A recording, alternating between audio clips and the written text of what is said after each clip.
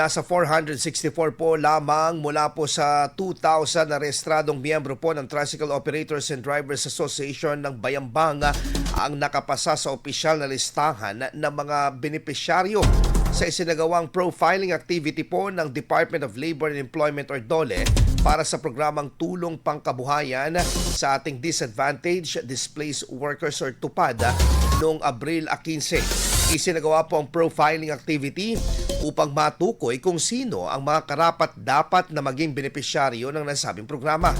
Ayon sa lokal na pamahalaan, ang DOLE umano ang nagbigay ng pondo at nagsagawa ng validation sa mga aplikante.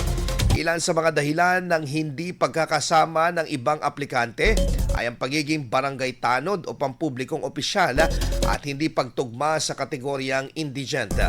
Layunin po ng programang ito na makatulong sa mga apektado ng krisis at patuloy na pagtaas ng presyo ng petrolyo, lalo na sa mga toda drivers na umaasa lamang sa pamamasada. IFM News. IFM News. IFM News.